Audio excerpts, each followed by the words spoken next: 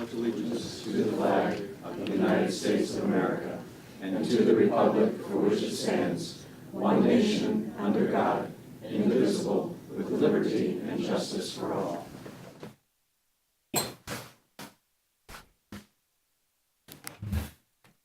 Good evening, everyone, and welcome to this regularly scheduled meeting of Bowling Green City Council. Kay, would you please call the roll? Osbacher. Here. Harold. Here. Hollenbaugh. Here. Jeffers. Here. Robinette. Here. Roland. Here. Zanfordino. Here. The minutes from the meeting that was held on December 3rd, 2018 were presented to council prior to this meeting. Are there any corrections or additions to these minutes? Seeing none, is there a motion to approve? So moved. Second. Moved and seconded. All those in favor say aye. Aye. Opposed, same sign. The motion passes. The minutes are approved as presented. Kay, is there correspondence this evening? Yes, just two items. The financial budget summary report was distributed to you prior to the meeting for the month of November 2018. And then also I distributed to you via email a commission appointment requested by Mayor Edwards. And it's an appointment to the Traffic Commission for Doug Cubberly for 4 years with a term expiring 5/31/22. Thank you. Is there a motion to approve the commission appointment? So moved. Second. Been moved and seconded. Is there any discussion? All those in favor say aye. Aye. Opposed, same sign. The motion passes. The commission appointment is approved as presented. And that's all I have. Thank you, Kay. We do not have any special recognitions this evening, so we'll move on to lobby visitation. Kay, has anybody signed up for lobby? No lobby visitation. Very good. Thank you. Introduction of new legislation, please. Mr. President, Mr. Jeffers. I have a resolution transferring previously appropriated funds. Ordinance providing supplemental appropriations for the current expenses and other expenditures of the City of Bowling Green, Ohio during the fiscal year beginning January 1st, 2018 and ending December 31st, 2018. Ordinance authorizing the municipal administrator to advertise for bids and enter into contract or contracts for the demolition of current city park buildings and the construction of a new city park building, including landscaping, paving, an entry drive and parking lot, and other such related site improvements. Thank you, Bruce. Official reports. Mr. Mayor.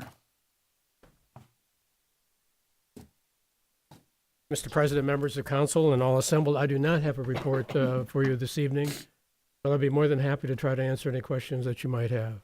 Other questions for Mayor Edwards? Very good. Thank You're you. off the hook. Thank you. Municipal Administrator, Ms. Treader. Good evening. Just a few reminders about our upcoming office building hours. That came out awkwardly. I apologize. All right. The city building will close at 1 p.m. on December 24th and again at 1 p.m. on December 31st. So that's Christmas Eve and New Year's Eve. So we understand that citizens tend to be off during that time. So we will be open in the morning for business. We just ask that they come in during the morning hours. And then, of course, we will be closed on December 25th and on January 1st.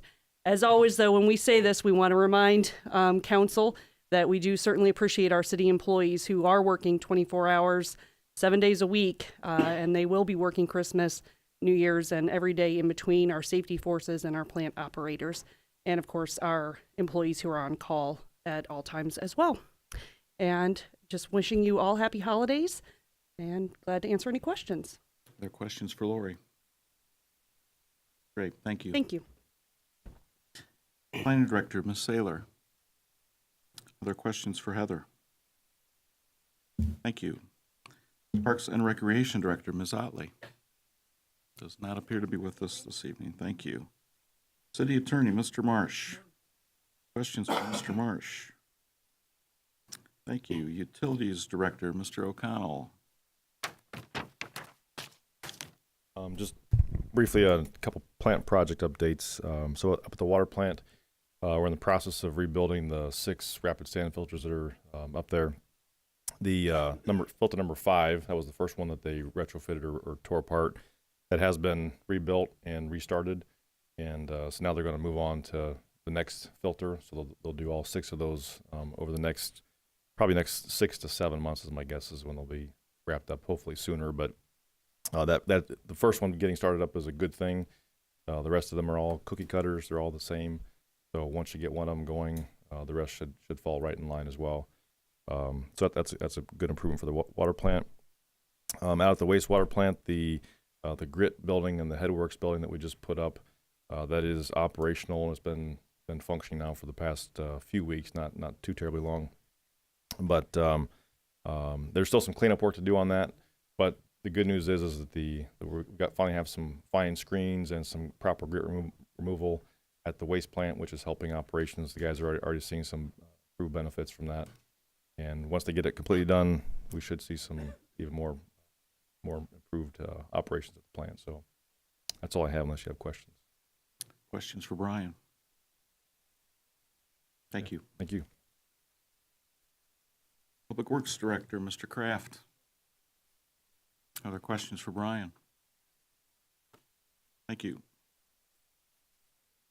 That completes our official reports. Do we have any council committee reports this evening?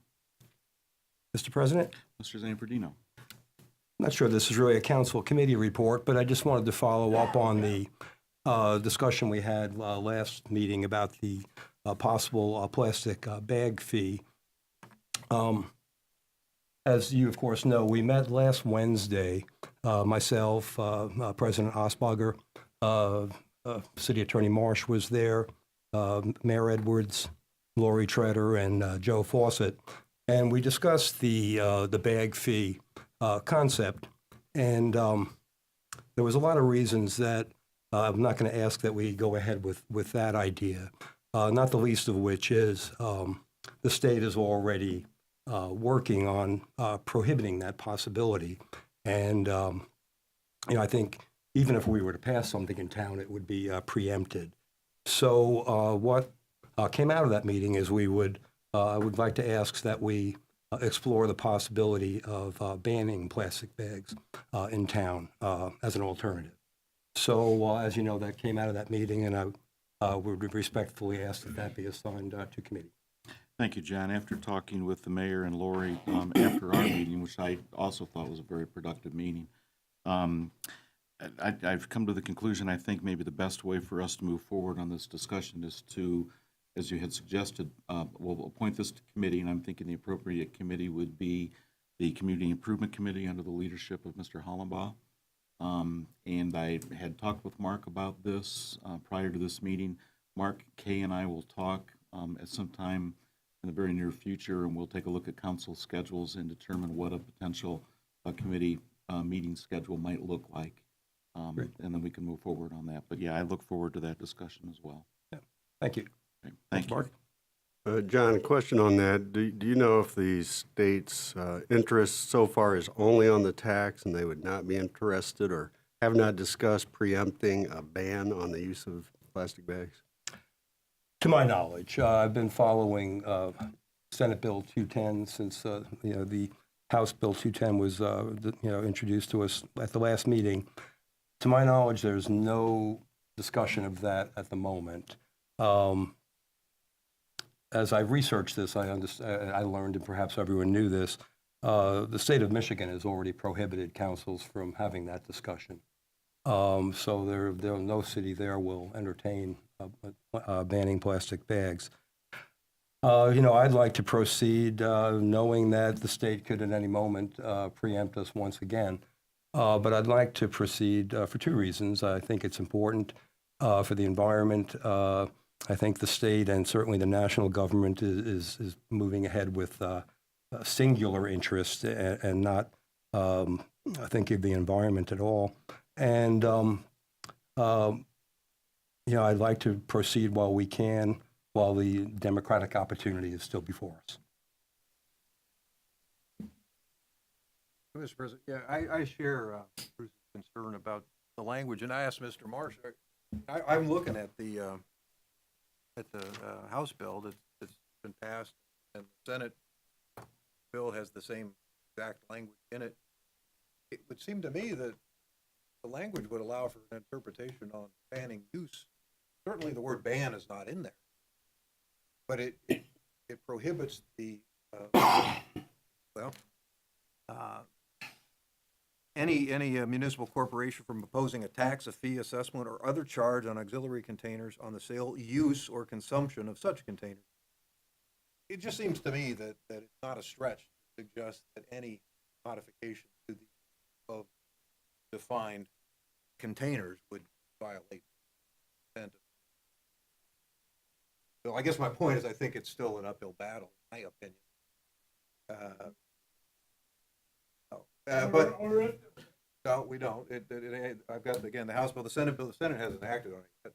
According to, I checked the website today, but the language is the same, and nothing's changed going forward. But you know, while I am certainly opposed to the overreach by the state on a lot of these municipalities, I'm also opposed to a ban on what I believe is an unnecessary attempt to regulate commerce within it. But I would frankly rather see, if we're going to spend any time and effort on this issue, I'd rather see us work towards education, maybe using our new sustainability coordinator. This type of education seems to be in our duty description. But I'd rather see our efforts focused on educating the public on how to be better stewards and let the marketplace handle the actual use of bags. But I'd rather see us do that. I'd rather see us teach and educate, move forward that way, and apply resources. Maybe we can come up with some kind of a partnership with some of the businesses to help do that. Maybe, who knows? I mean, it's wide open. Maybe we can find ways to find those sources of funding for the bags. Point is, I'd rather see us do that than fight an uphill battle against the state legislature, which may or may not do any good. But if we go a different direction on education, understanding, and trying to promote being better stewards of the environment by lessening the use of plastic bags, then I'm all for it. I'd also say that the state, the legislation that's been proposed broadly describes containers. So we're also talking about what they're going after. It's not just plastic bags. They've defined a category that includes every type of fast food container imaginable.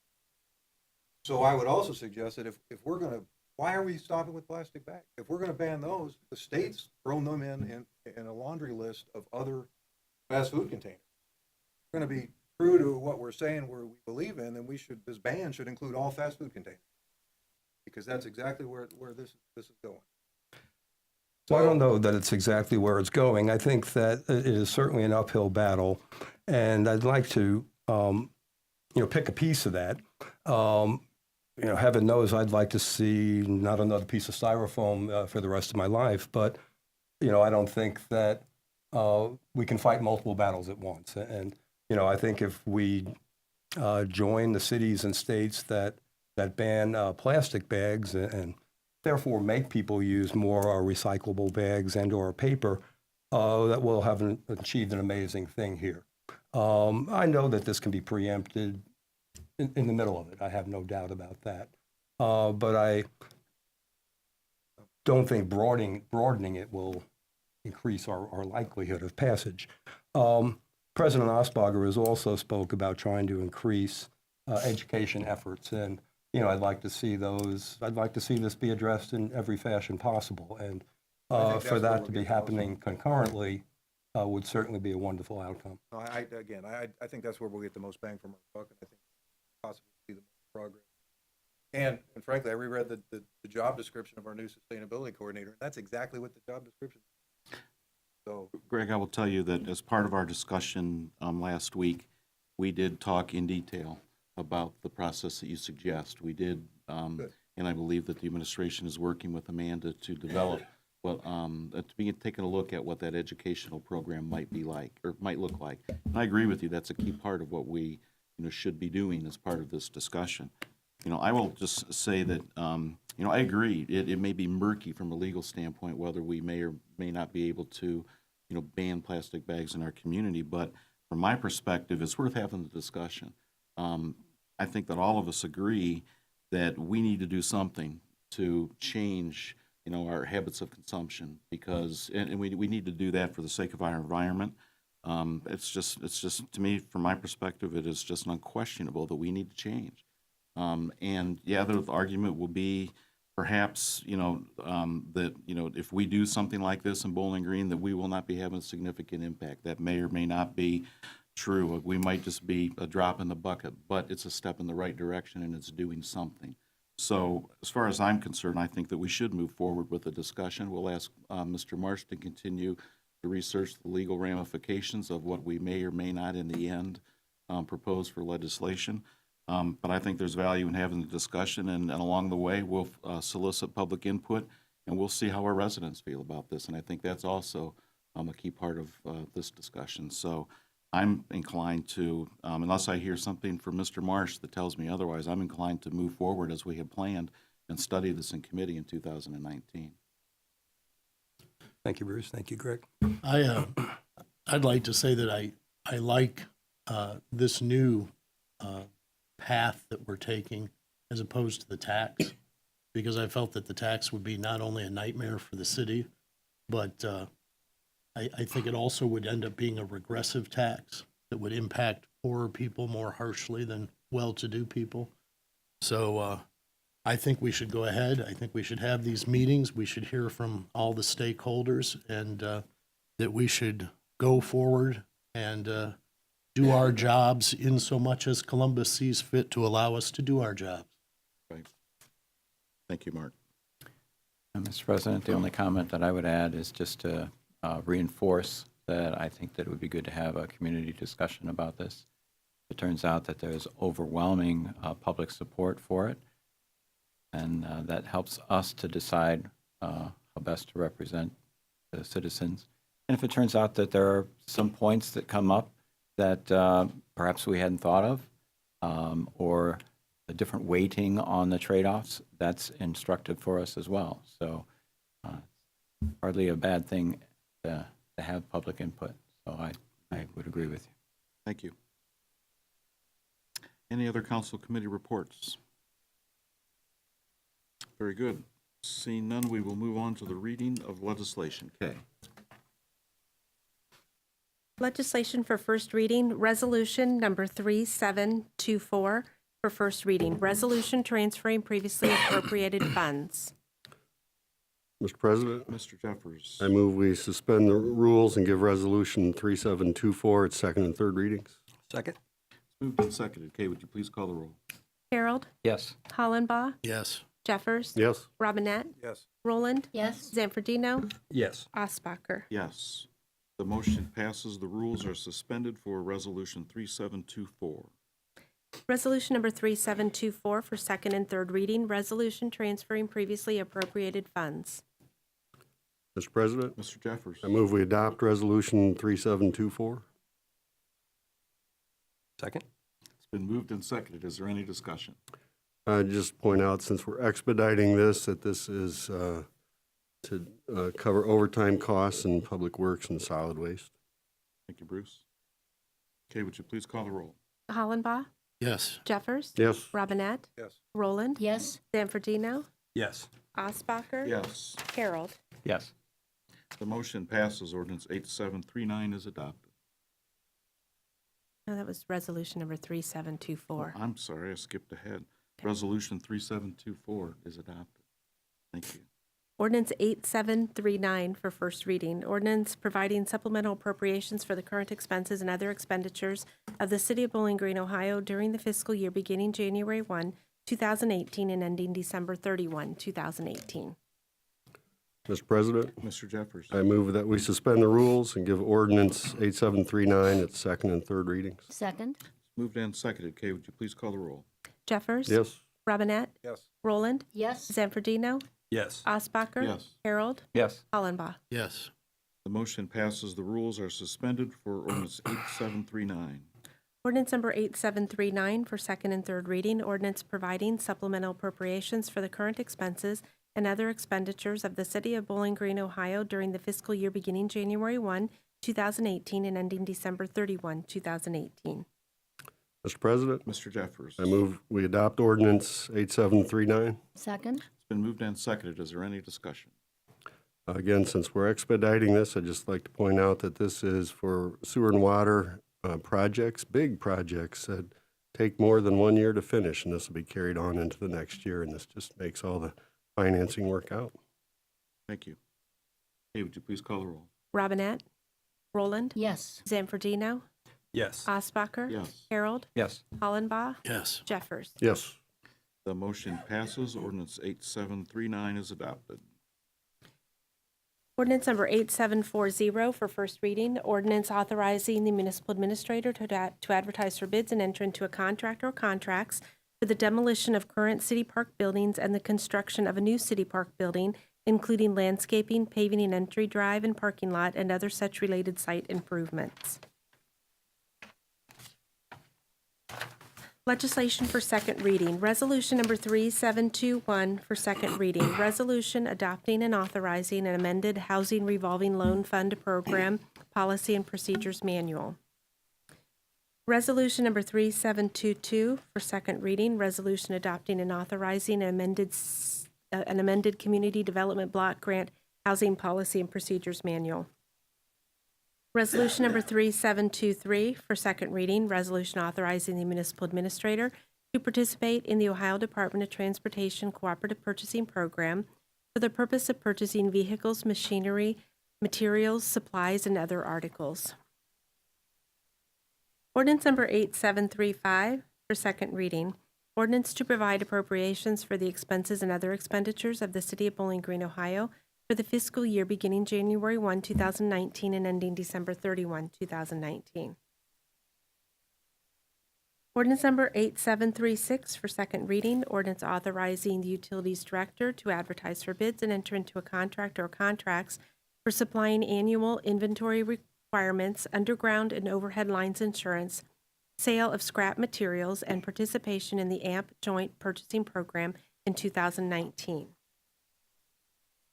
Ordinance number 8737 for second reading. Ordinance authorizing the Utilities Director to purchase water meter reading equipment from Badger Meter. And there is no legislation for third reading. Thank you, Kay. That completes the items on our agenda. Is there any other business to come before council? Just a reminder about our upcoming meetings that we will meet for our year-end meeting on Thursday, December 27th at 5 p.m., and we will conduct regular city business as well at that meeting. And then the January 7th meeting will be canceled. Correct, which will mean that our first meeting in January will be Tuesday, January 22nd, if That's I'm not correct. mistaken. Great. Very good. Thank you, Kay. And, Mike, do we need to excuse Kay for missing the last meeting? Kay needs no excuse. That's good to go. Is there a motion for adjournment? So moved. Second. Moved and seconded. All those in favor say aye. Aye. Opposed, same sign. What's Motion the date of passes. the We are next adjourned. meeting? Thank you, everybody. Have a great holiday season.